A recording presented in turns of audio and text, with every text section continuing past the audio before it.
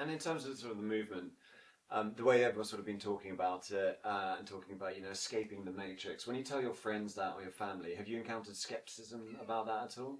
Yeah, absolutely. But I think if they take the time to look at it, they can quickly work out. So with my friends, family, football mates, I talk around law versus legal. So I say to me, do you know what's the definition of law? They don't know. Okay, so there has to be a victim, for example, and it's got to be universally accepted. And I say to them, what does legal mean to you? And they don't understand it. So I say, for example, there's legal titles out there that interact with, like Mr. Surname. So if you know what surname means, which means surety. Surety means debtor of, for example. There's other legal titles out there like dwelling, residential. And these bring you into the public jurisdiction. And then you have to talk around jurisdictions, which is public, national, private. So it turns into a very long conversation, but once you start to get through the detail of that, then they start to see it, hopefully. But they've really got to think about it and understand it.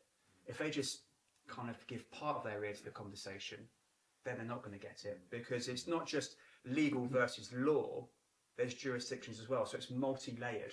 So it's not a 5-minute conversation. And that's the thing, as Pete said, you've got to study it, you've got to really understand how the entire system works, because everyone's got a piece of the jigsaw puzzle but can't see the rest of the picture. So what we do is try to give them those additional pieces of the jigsaw puzzle so they can see the overall picture. And we could speak for days on this, because it is quite complex. I think the mindset. 2 hours here. Yeah, I know. Yeah, so I mean, in terms of the mindset, I think you'll find that people are questioning and people are saying, tell me more about it, or where can I go to find more information about it? And what you say sounds ridiculous. Yeah. And most of the people that are vehemently triggered by what you say, they've done zero research. So if you compare that with thousands of hours of research and say, well, look, when you've done 10 hours, 20 hours, 50 hours, 100 hours of research, and yourself, Tom, if you've done 1,000 hours of research into a lot of these things, like Carl's saying, then you can come back with some big questions about, well, how about this and how about that? And then eventually there's nobody that goes back. There's nobody that goes, I've seen it all, I've done 1,000 hours on it, and you know what? I'm just going to prefer to just ignore it all. It never happens. Yeah. Everybody that goes down the track just says, wow. Yeah. Because you can't unsee it when you see it. From the legal law side, from the nutrition, medical side, from the jurisdiction side, every single angle that you look at it from, and people have their questions from their own previous experiences of life. Mine was more the sort of medical scientific side. They'll have questions, and everyone's got questions. I'm sure you've got questions from where you started as a journalist to say, well, you know, if you did your journalism and you put in a good report and a great piece of investigative journalism, which I think is an oxymoron nowadays, I think, if you did that and your boss or boss's boss said, yeah, I like it, Tom, but we want you to highlight this. And you say, well, okay.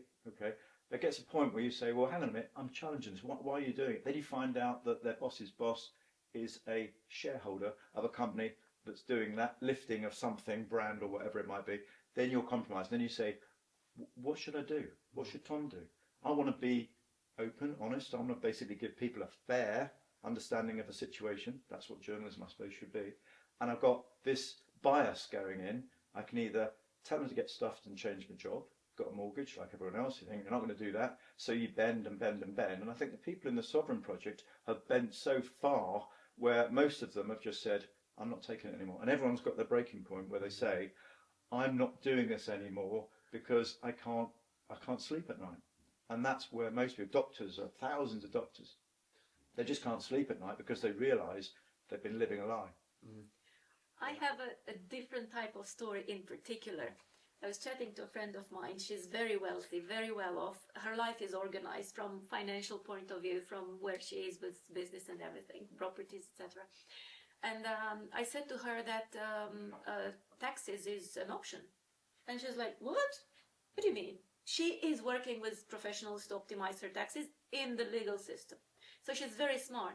And I said, you know what? How about you take the course? So I gave her the link, she went on the website, she started looking into the course, and she's like, what a bunch of rubbish. And thank you so much for pointing it to me, because I know I don't want to go this route. But what was actually happening in her mind? She did not want to change her situation. She did not want to open to the truth because she was very comfortable in her life where she was. So that's the sort of skepticism you've been. Yes. Yeah, interesting. And then there are other people that I can see even in the groups, well, different types of groups, all sorts, that they go on this route, they learn some, maybe even pay to learn something, some information, and they apply, but they don't believe in it. They only do it from the desperation. I can't afford to pay the tax, therefore I'm not going to pay the tax anymore.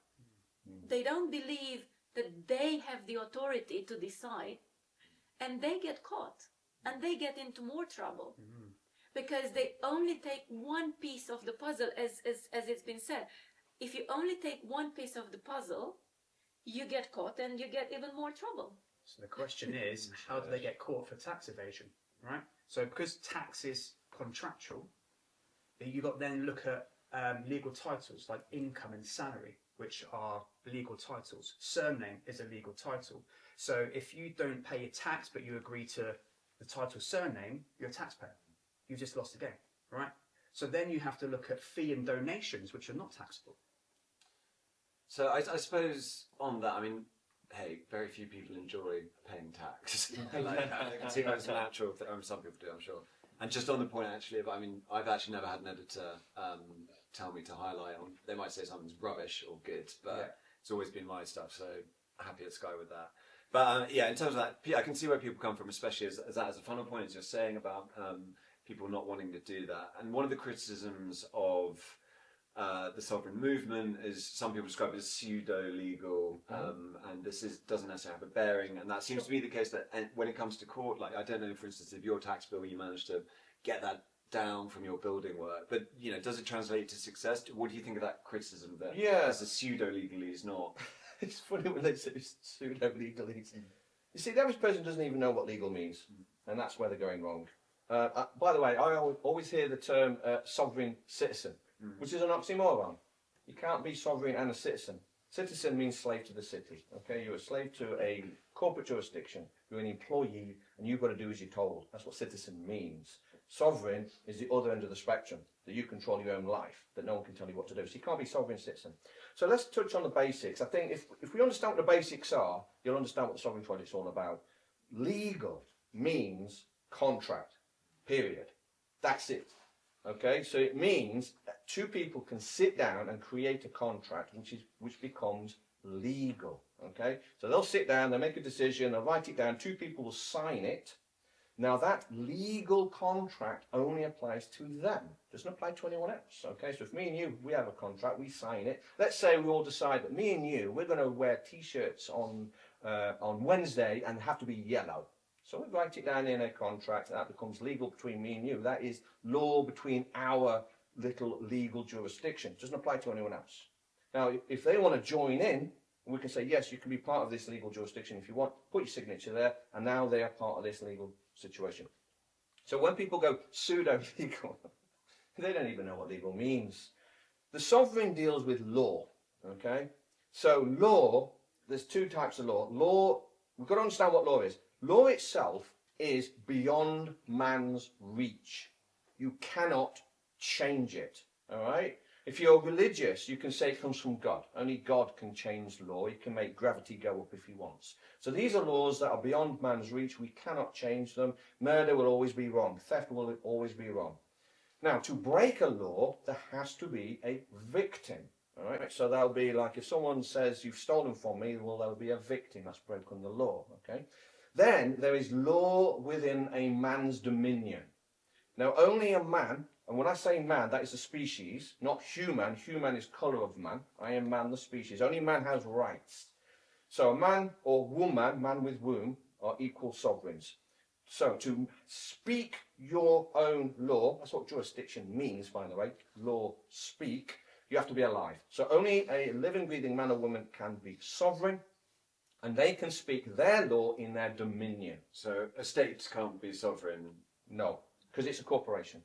So I think we might want to cover that. A lot of people get confused with this word corporation. They don't understand what it means. So corporation basically means dead body. Okay, it's a legal entity, a legal fiction. You'll notice the word legal.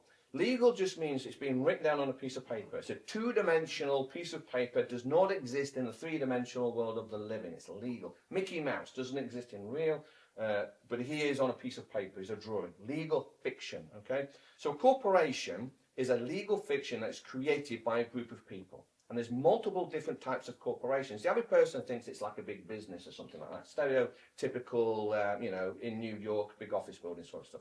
But there's multiple different types of corporation. You've got a regal corporation. That would be the crown. Okay, so that would be like the king's jurisdiction. But instead of referring to the king himself, like King John, it would be saying under the rule of the crown. That's a corporation that doesn't exist. You've got religious corporations like the church. So the Spanish Inquisition would use the church, and they would use that as a reason for what they did. But that's a corporation. So a corporation only exists on paper. There's obviously business corporations. Now there is what is called government corporation. This is the mindset stuff. People do not realise that government doesn't exist. It's a corporation. If I asked you, could you describe to me what government is? How tall is he? Is he a man? Is he a woman? It doesn't exist. It's just an idea on paper. Now there's a group of people who run a corporation called government. Once you understand what a corporation is, you understand that the UK is in fact a corporation, no different than McDonald's. It has the same rules as McDonald's. It functions the same as McDonald's. And by the way, the people who control the system literally tell you this. They tell you this to your face, and they literally laugh at you because the average person has been dumbed down that much they can't even see it. They'll say things like, you'll see a politician on the news, and he'll say, we are changing the policy. The average person doesn't even spot it because he's talking about policy, and you go, hang on a minute, what does policy mean? Policy means basically rules in a contract. And only corporations deal in policy, like insurance policy. It's a contract. You've got to sit down with someone and agree to that contract. You sign it, they sign it. Fine. Now I agree to the policies within that contract. The politicians talk about this all the time. They'll talk about legislation all the time. Or we're changing the legislation. And that'll be coming from someone called a legislator. And you go, okay, what does that mean? Legislator means offerer of law. Oh, okay. Now I know what's going on. They're offering me a contract. And they want me to contract with them. That's what legislation is. It's all contractual. The entire legal system is based on contracts. It is commerce. All of it. And as soon as you learn this system, you can see a way out, because now you can play the game. People are driving around in cars that have license plates on them, and they don't even see it. They don't realise they're driving around in government property that is now licensed to them. And you now need permission to drive it by using your driver's license. They tell you this. See, this is the thing I will do. I will ask somebody to sort of judge whether or not they are slave or sovereign. And one of the questions I will ask them is, where does authority come from? Now, I won't ask you, I don't want to trap you or anything like that. But if you said it comes from government, you've lost the game, because you've given away your authority. A true sovereign will say, authority comes from me. The sovereign will say, law comes from me. I live within my dominion. It's my jurisdiction. Okay, that's the difference. So hopefully that's explained legal, lawful, and corporations. I suppose the sort of counter to that would be that authority does come from people, and then we pool our sovereignty to elect governments, and then those representatives make those laws on our behalf. That's the scam. Do we elect? Exactly. I don't remember being asked. No. When was I asked? When did I sit down with these politicians like Boris Johnson? When did I ever sit down with Boris Johnson and agree to give up my sovereignty to him and to allow him to represent me? It never happened. This meeting never happened. Well, because we're at the end of a long tide of history. You know, we talked Yes. about Magna Carta earlier and things like that. We weren't there to agree to that. We weren't nobles Does it sitting apply around to you? at Runnymede. But, you know, being born in this country Sure. is just sort of part of the deal. And I understand there's sort of, you know, pushback. Maybe that's not the right word, but No. Confusion. you don't have a choice. You're born in this country. You have to obey the laws because of the weight of tradition, your fellow citizens, and then we're lucky enough to live in a place where you do get some choice at a general election and local elections. Plenty of other countries, I lived in China where that doesn't happen. And so, that's, we pool our sovereignty, I guess would be the sort of... Well, you can't pool sovereignty. You either have it or you don't. So as soon as you become part of a collective, you lose your sovereign status and you lose your freedom and you lose your rights. So one of the things that people like to use is the word community. But the average person has no clue what community even means. Community means being in a commune. If you find yourself in a commune, it means you've literally given up your sovereignty. You have no rights. You have no rights to property. You have to follow a set of rules, and you've got to obey the governing body who controls said commune. So that's commune. Society is another trick. A lot of people will say, "Oh, you're part of society," and I go, "Well, what society is that then? Where's my membership from? I don't remember filling it out." So it's all traps. Like I think countries. The average person doesn't even know what a country is. They can't even play this game. The people think a country is the land. No, it isn't. It's a corporate jurisdiction. I mean, I can even prove this to you. How many countries have sprung up and then no longer exist? Did the lands change? No, it didn't. Just the jurisdiction did. You can go back in history and you'll see borders changing. This is a jurisdiction. Now, the way it works is this entire system is based on consent. It always has been, but you're tricked into it. So, for example, a king would have jurisdiction upon the land only if you accepted the legal title subject. If you said, yes, I am subject to the king, you are now subject to his rule. You've lost your sovereign status. He's the sovereign. Now he can tell you what to do.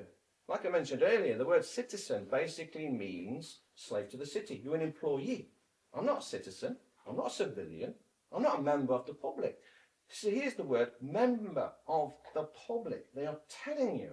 So if you are a member of something, it means you've accepted membership. Anything with ship on the end is giving you a clue. It's telling you that's maritime law. That means you've entered into a contract. Someone is the captain, you are the crewman. You have to do as you're told. And so that's sort of the theory, the philosophical underpinnings, theoretical. What's the truth? Or the truth. It's a fact. But how does that translate practically? Once you sort of understood all of this, what does it mean that you can do that you couldn't do before? Yeah. I'll give you an example. Last summer, I went to Romania. I'm from Romania, as I said. And as I got out of my mom's area on the main boulevard, I was driving my car 80 kilometers an hour in the city where the speed limit is, 50, I guess. So 30 plus means that they suspend your driving license. And as I was driving fast and speeding, I overtake a police car, which was on the right, still driving. Then a pedestrian crossing, pedestrians wanting to cross. They already stepped on the crossing and I went. I saw it, but it was too late. So I just went. Of course, police came after me. They stopped me. Driving license. I gave them the driving license. And they took the documents to their car. And as I was in my car, I started working on myself, deciding with my whole being that it is my right to drive. And as I was processing it, based on the course I've done with speed, I realized that there are two things. One is a piece of paper that says driving license on it, and it's another thing, my right to drive, because I learned to drive and I can drive safely. And I made that decision in that moment with my whole being that I will continue to drive. And a few minutes later, the police officer came to me and gave me all the papers and said, please drive carefully next time. No warning, nothing. Because I acted as a sovereign, not accepting in my mind, in my soul, in my whole being, I was not accepting his authority. And I was safe at the same time. That's interesting. I mean, but on that, for instance, when you're saying about driving, 30 miles an hour faster than the limit and, nearly hitting someone by your own admission, that, I wasn't. those laws, okay. But No. you said they were on the... So they were, but there were 3 lanes. Yeah. They were on that lane and I was on this lane.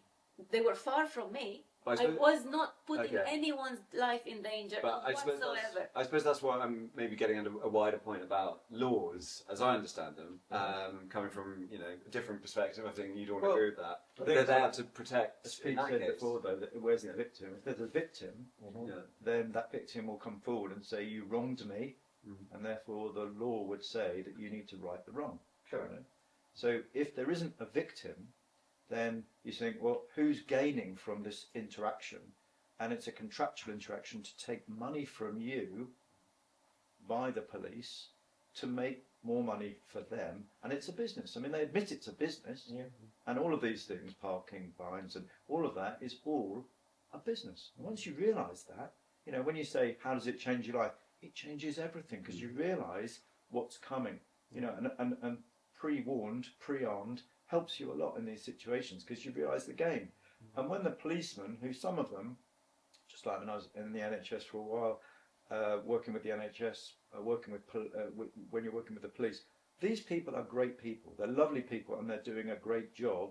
And most of these people have absolutely, back to what Peter's saying, no idea about what they're actually doing, why they're doing it, because they've just gone along with what their bosses said. Can I jump in? Yeah, jump in. Most people don't realise when you're actually stopped by a policeman, whether you're dealing with a police officer or a police constable, Yes.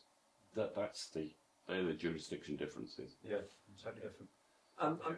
When I was talking about voting and governments, I got a bit of a reaction there. Oh, do you want to cover voting? We can get into that. Well, I don't want to get. I mean, just in terms of I think this is more referring to the US, but the and well, it may be true about. So the Anti-Defamation League, they describe the Sovereign Movement as an extremist anti-government organisation. Is that a fair characterisation? Absolutely. I don't even know who they are. I don't recognise them. But that statement though, is that something you agree with? It's a corporation. Yeah. So anti what did you say? Anti-government. Anti-government. Okay, well, I think what's happened is that over time, it might be 100 years, I'm not quite sure, what's happened is you've got the creator, whatever you want to believe is above, and then you've got man and woman, and then underneath that you have man-made things, which is, you know, governments, and they're there as our servants, public servants, it's in the title, to actually serve us to help society work, or for everything to work. And what's happened over time is that that's been completely inverted. So now you've got government and we're down here. Now, I don't know how it happened, but I think it's just like, you know, the old boiling the frog. Slowly, slowly, slowly, you wake up and you realise you are now being bossed about by an authority that should be underneath you as a sovereign man and woman. Yes. And I think it's all got very subverted around the whole idea of who's in charge, who's doing this, where do I sign? And it's all got very mixed up. And I think it's been a very gradual thing over many, many decades, I think. But to actually write that, when you actually put yourself back at the top, everything makes sense. Everything seems to, the dots all join together and you think, oh, I know what they're doing, I know what they're doing. But I don't think it's in the government's interest, the state, the people who want to rule, and they're not rulers, they are really just our servants. It's not in their interest to promote that. So that's why all those little bits of poison coming out about, you know, anti this and anti that, and they're a bit weird and they're a bit strange, and we need to clamp that down, we need to put them in prison, we need to, because you're not going along with where the state's getting bigger and bigger and in more control. And the more and more people that are waking up saying, I don't think so, that's where it can change. That's interesting. I mean, is that sort of, is there a wider, you know, it feels very much obviously about the individual as you've explained it, but is there a wider political goal where if, you know, this system, you know, as you say, the system, do you want to tear it down? Is it about personally escaping it, or is there a wider political movement? What's the ultimate goal? There's no politics, because sovereigns don't play politics. That's for the plebs. That's a soap opera to keep people distracted from the truth. So, you know, we all know that all these world leaders, they're all Masons, they're all connected. It's just a soap opera. It doesn't matter about what these politicians say or do on the TV. The decision's already been made higher up anyway. It's like Brexit. This is a nonsense thing. Everyone says, oh, we got Brexit. It doesn't matter if we got Brexit or not. The decisions were already made at the top. So it doesn't matter. Where's the top, sorry? The top. Now, these are the people who control governments. Government's quite low down. Now, a lot of people say this could be the Crown Council of the 13. This could be a series of Italian families. We don't know their names. Well, we do know their names, but we don't know them. They're not on the TV, that sort of stuff. They're not known. But these are the big players. These are the ones who operate at the national level. You know, we all know, you've probably heard of the term deep state, for example. It's the people at the very top who make the decisions. We know the politicians are basically told what to do, they do that. How do we know that? Well, there's quite a few politicians that are being caught out. We could get into that if you wish. I don't want to name any names for obvious reasons. We're trying to keep it all civil. But I'm sure everyone watching this can do their own research on individual politicians, and I'm sure you can. And you could probably find some politicians where dirty money's been involved, money's been siphoned away, spent. We all know that. It's all out there for people who want to research. I think also if you look at the lockstep, Yes. the way that things happen around the world instantly. Now that can't happen with each state, each country, each government coming to the same conclusion with the same strapline, with the same mandates exactly at the same time all around the world. You've got to have something above saying this is what you're going to do on that date. You can't have it just spontaneously. Oh, we thought the same as they did on the same day. It just doesn't work. What sort of lockstep thing? Well, the words that were coming out about, you know, during the Medical intervention. I'm not allowed to say it because we get blocked. Yeah. But all the words were the same all around the world. The words were, you know, there was a whole thing about washing your hands and keeping away, and the 2 meters and the 6 feet. All of that was all around the world at the same time. Everybody was doing the 2 meter thing, the 6 foot thing. Everyone was doing the mask thing and everything. And the slogans were all the same around the world. You say, well, that can't be true if every country is making up their own rules, regulations, and governing their people. It can't be. They would say we're all reacting to the same issue, therefore a lot of the measures are going to be the same. So they're going to use exactly the same in every single country, everywhere. It just doesn't work. It was different in China, for instance. They're very catchy communist slogans instead, which are quite different from the messaging, say, here in the UK. Okay, maybe The that's techniques are the same. So, you know, that's what it was. I mean, but I mean, let's get back to the Sovereign Project itself. And it's not political. We don't do politics. We're not actively trying to attack the system. We're not going to do that. We're not interested. So what we're saying is we know how it works, okay? This is the thing, is I'm not interested in debating with anybody.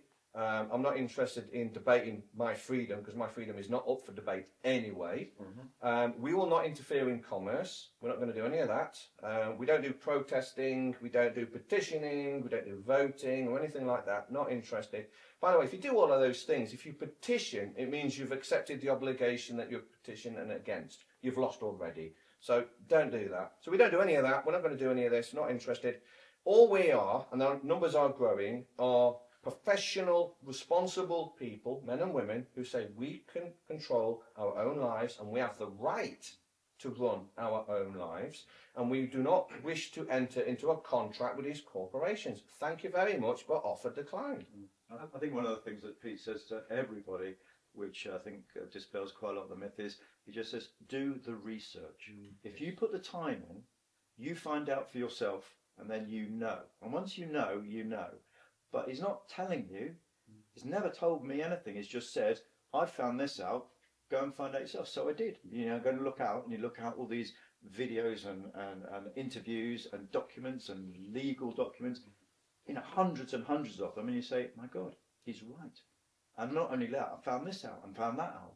So it's just asking you to open up, ask questions and find out the answers. And most people, I think by design mainly, are too busy, because they're very busy in their jobs, paying the mortgage, getting on that sort of hamster wheel, to actually take the time to just say, hang on a minute, this is all wrong.